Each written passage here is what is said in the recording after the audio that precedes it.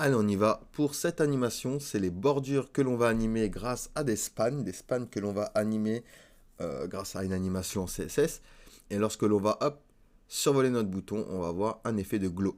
Hop, vous voyez, hop, hop.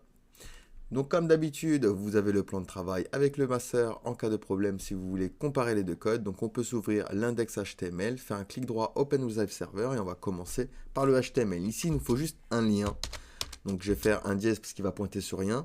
Je vais écrire bouton à l'intérieur, mais je vais également me créer des spans. Donc je vais faire span x 4 pour qu'il me crée 4 spans. Et vous voyez, il m'a créé 4 spans ici, nickel. Donc hop, et je vais les laisser vides. Et c'est ce qui va me servir à animer les bordures. C'est les bordures qui vont s'animer comme ça.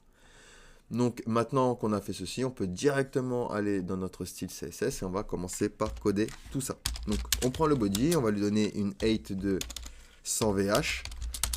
Flexbox, display flex justify content center et align item center juste pour centrer le bouton. Un petit background, on va mettre du 000 et on va utiliser une font femme Arial Helvetica sans serif. Hop, parfait. On peut s'occuper directement du lien, donc A.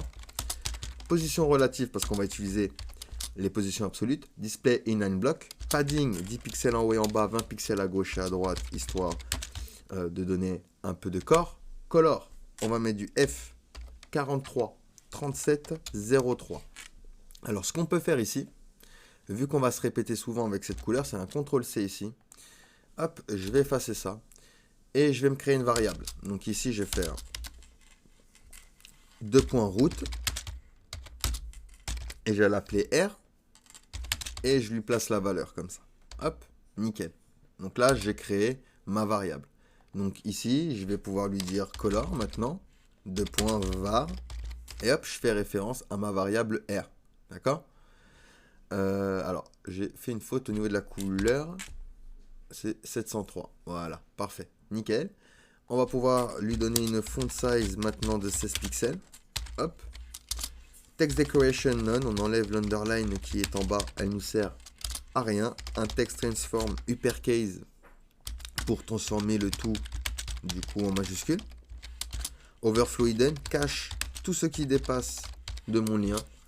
Transition, on va juste mettre 0,5 secondes. Margin top, 40 pixels. Letter spacing à 4 pixels. Et un border radius à 5 pixels. Pour arrondir les angles. Ok? Nickel. Donc là, c'est normal, il n'y a pas de fond. Mais on va faire le hover tout de suite. Donc A2.over. Donc quand on va le survoler, déjà background, on va lui mettre notre variable R, d'accord? Ensuite, on va lui dire color F1, F1, F1. On va lui dire border radius 5 pixels. Et on va lui dire box shadow. Et on va créer cet effet de blur avec le box shadow. Donc pour le premier, parce qu'on va faire un enchaînement de shadow. Pour le premier, on va faire 0 sur X, 0 sur Y. 5 pixels de dose, on va pas mettre de couleur, on va faire directement référence à notre variable R. Hop, virgule. On y va, on continue. 0 sur X, 0 sur Y, 25 pixels de dose. Et on va refaire référence à notre variable R. On en met un troisième. 0 sur X, 0 sur Y, 50 pixels cette fois-ci de dose. Et on refait référence à notre variable R. Et un dernier, 0, 0, 100 pixels de dose. Et une var R. D'accord? Et du coup, quand je vais survoler, vous voyez, j'ai bien mon effet ici de box shadow. Vous voyez? Tac, tac. Donc, vous voyez, on a étendu plusieurs shadows. D'accord? C'est plusieurs couches de shadow, en fait. Hop. On peut, par exemple, se mettre ça en commentaire. Et on va en laisser deux. Vous voyez? Et on a, en fait, un shadow qui va, vous voyez, là, il est plus petit, qui va s'étendre, tout simplement, qui va s'étendre. Donc, hop. Vous voyez? Il va s'étendre. Et on va le rendre plus gros parce qu'à chaque fois, on joue sur la dose. Donc du coup, il va devenir plus gros. Et on a cet effet comme ça. Hop, lumineux. Nickel. Parfait. On va s'occuper des spans maintenant. D'accord? Des bordures qui tournent. Donc pour ce faire, on va faire A span. Position absolue, display block. Hop, nickel. Ensuite, on va faire un A span 2.interchild 1. Donc on sélectionne le premier. Top 0, left moins 100 pixels, 100%, pardon, pas 100 pixels, width 100%, height 2 pixels, Background, linear gradient, la direction 90 degrés. Première couleur transparent. Et deuxième couleur, notre variable R. Ok? Ok?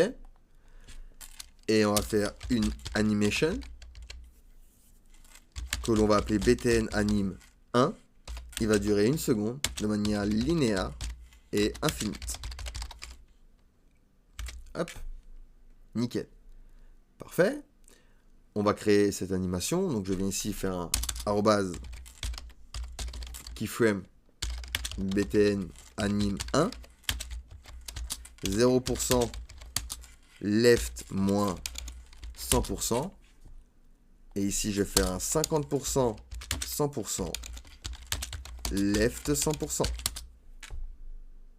Donc, tu passes de moins 100% à 100%. Et vous voyez, hop, j'ai bien ici mon animation ici. Vous voyez, hop, nickel. Donc, on va faire la même chose pour les autres. Donc, je prends tout ça, Alt-Maj flèche du bas. On va s'occuper du deuxième. Donc, Enter Child, cette fois-ci 2. Top, moins 100%. On va faire un white 0. Width 2 pixels. 8, 100%. Et on va l'appeler BTM anim, bien sûr, 2. Elle va durer 1 seconde pareil, mais on va lui donner une animation delay de 0,25 secondes. Donc un petit délai. Ok? Parce qu'on ne veut pas qu'elle commence en même temps que l'autre. Donc on lui dit BTN anim 2. On va jouer sur le top cette fois-ci. Donc top moins 100%. Et top 100%. Hop. Et je vais bien avoir ici ma deuxième bordure. Vous voyez. Hop, qui va suivre. Hop, hop, hop, hop. Et comme elle a un delay, il va attendre que ma première barre passe pour descendre. Ok? Nickel. Donc on se reprend tout ça. Alt-Maj flèche du bas. On va faire la même chose pour le troisième. Donc ici, on va faire un bottom 0. White moins 100%. Width 100%. 8. 2 pixels. Nickel. Au niveau du dégradé ici, on va changer pour le deuxième à 180 degrés. Voilà. Et pour le troisième, on va également le changer à 270 degrés. Et au niveau également du delay, on va mettre 0,5 secondes. Et on va lui donner BTN anim numéro 3. Et ici, je vais simplement changer top par white. Hop. Donc hop. Et j'aurai bien du coup celle de droite. Alors c'est BTM anim 3. Hop. Nickel. Celle du bas, pardon, pas de droite. Qui va, hop, vous voyez, tac, tac, tac, tac, tac. Nickel. Parfait. Il nous manque plus que le dernier. Donc, je prends tout ça, encore une fois, Alt-Maj flèche du bas. On va récupérer NTH Child 4. Bottom, moins 100%. Left 0.